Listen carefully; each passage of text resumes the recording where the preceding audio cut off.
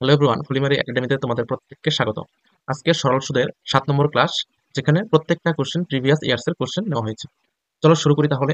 1 নম্বর question, একটি নির্দিষ্ট পরিমাণ অর্থ 5 বছর পর বার্ষিক 12% হারে সরল সুদে 7,500 টাকা হলে মোট কত টাকা বিনিয়োগ করা হয়েছিল?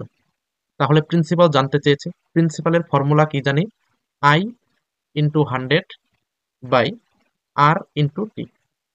এখানে মান বসিয়ে দিয়ে সমাধান করলে উত্তর বের হয়ে যাবে। ঠিক আছে, এটা তোমরা পারবেই। আমি কিভাবে ফর্মুলা ছাড়া খুব কম সময়ে করবে সেই প্রসেসটা দেখাবো।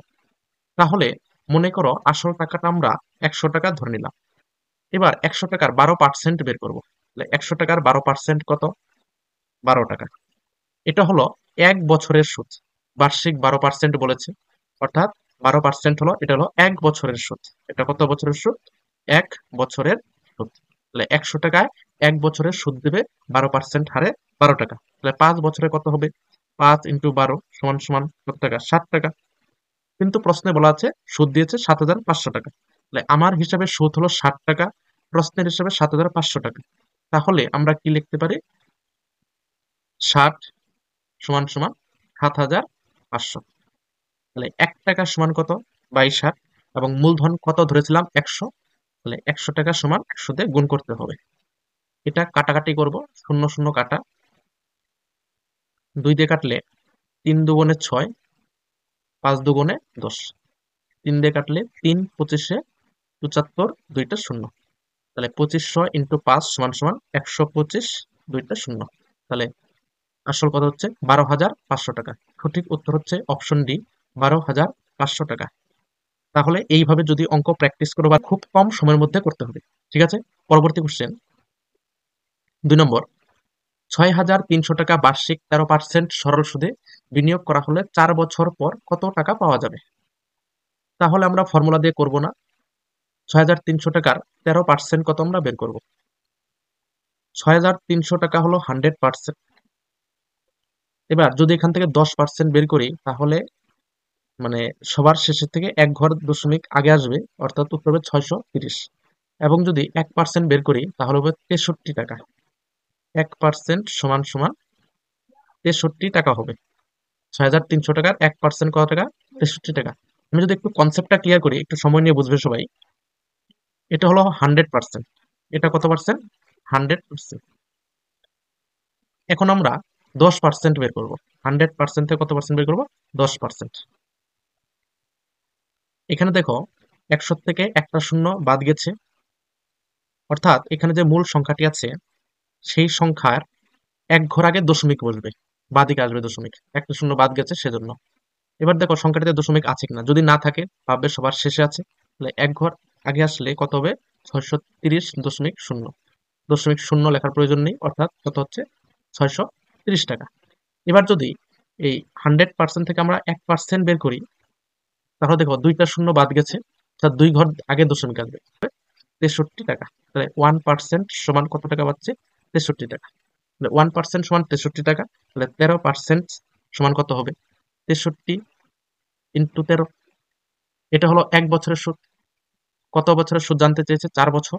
তাহলে এর সঙ্গে 4 গুণ করে দেবো। এটা গুণ করলে উত্তর দেখবে কত হবে? 9,576 টাকা। উত্তর হচ্ছে অপশন এ, 9,576 টাকা। পরবর্তী কোশ্চেন 3 নম্বর, 5,600 টাকা বার্ষিক 8% সরল সুদে বিনিয়োগ করা হলো। যদি সেই অর্থ 5 বছর পর তুলে নেওয়া হয় এবং শেয়ার মার্কেটে মোট অর্থের অর্ধেক বিনিয়োগ করা হয়, তাহলে অবশিষ্ট অর্থ কত? তাহলে 5,600 টাকার 8% বের করবো। এর 8% কত হবে? 1% 56 হবে। তার সঙ্গে গুণ হবে 8, 8% বের হলো। এটা হলো 1 বছরের সুদ, এখানে বলেছে 5 বছরের সুদ। তাহলে ইন্টু 5, 5 40। তাহলে 56 ইন্টু 40, 40 দিয়ে গুণ করে কত হবে? 0, 4 24, 4 5 20, 22। অর্থাৎ এটা হলো সুদ। 5 বছর পর তুলে নেয়, অর্থাৎ সুদ আসল বের করতে হবে। অর্থাৎ এর সঙ্গে কত যোগ হবে? 5,600 টাকা। এটা হবে টোটাল মূলধন 5 বছর পরে। এবার শেয়ার মার্কেটে অর্ধেক বিনিয়োগ করে, তাহলে এখান থেকে অর্ধেক বাদ দিতে হবে। তাহলে 2200 হবে, 1120 থাকবে, আর 5600 থাকবে 2800। তাহলে যোগ করলে উত্তর কত হবে? 3920। উত্তর হচ্ছে 3920 টাকা। পরবর্তী কোশ্চেন 4 নম্বর, বার্ষিক 5% সরল সুদে 500 টাকা 6 বছরের সুদ কত?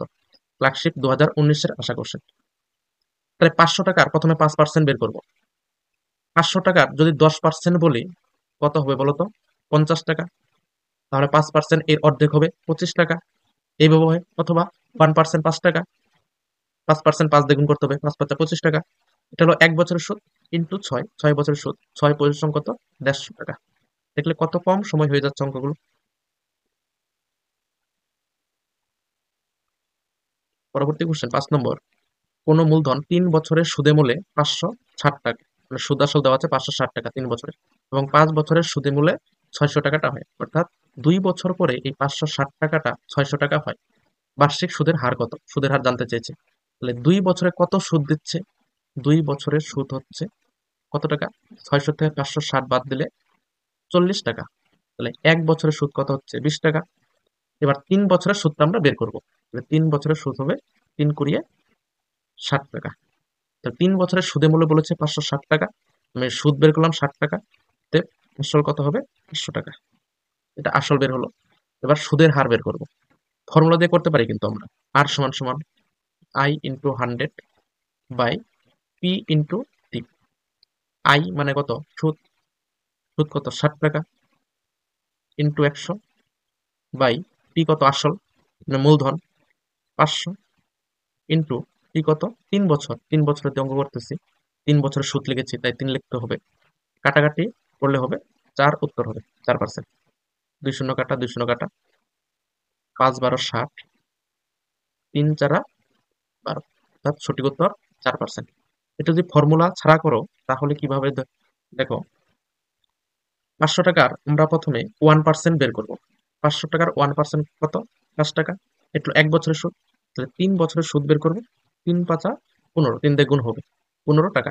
তাহলে 1% হিসেবে 3 বছরের সুদ 15 টাকা, কিন্তু টোটাল সুদ হচ্ছে 60 টাকা। তাহলে কত পার্সেন্ট এটা? তাহলে 60 কে, টোটাল সুদকে 1%-এর সুদ দিয়ে ভাগ করব।